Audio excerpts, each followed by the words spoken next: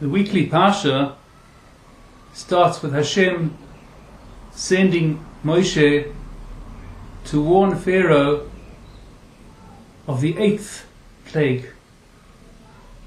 And at the same time he tells Moshe, I will also be hardening Pharaoh's heart. And we can ask at this point that the whole exercise seems to be futile. It's true, Moshe is warning Pharaoh about the next plague, but at the same time, Hashem's hardening his heart. So what's the objective? Pharaoh's hand is being forced, in that his heart is being hardened, and we know the outcome is going to be, once again, he's going to refuse to let the Jewish people go.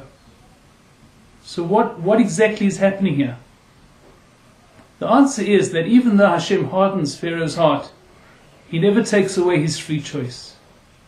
It's true, it's much harder for him to be affected by the plague, but if he wants to do the right thing, if he wants to do that which is good, which is positive, which is morally correct, and which will be an act of greatness on his own behalf, he has that possibility.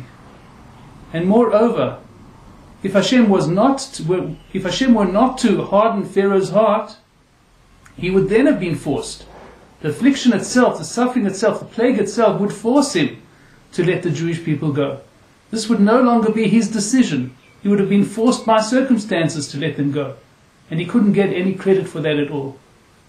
So the hardening of the heart of Pharaoh is all in order just to give him this opportunity to exercise personal greatness. The same is true for all of us. When we do something good, oftentimes it's obvious that we receive a reward. There's some sort of benefit we get from our good deeds. And similarly, when we do something wrong, we can often realize that there has been a setback. We have suffered some sort of evil consequence as a result of making a poor choice. But again, never are these rewards or setbacks so strong that they force our hands. We always have free choice. And we always have the opportunity to choose the moral path, to choose the great path, to be good people, moral people, honest people, upright people, and to make the right decision and to get full credit for our choice. Therefore, it's in our hands. Our future is in our own hands.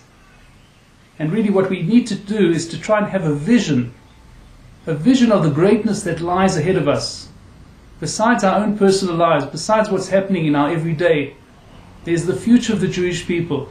There's our own future, and there's our share in eternity, where we can choose to do great acts and to bring forward the final redemption of the Jewish people, the final glory of the Jewish people, and to have a full share of that glory by making the right decisions, by making good, honest decisions, and being the great people that we are all able to be.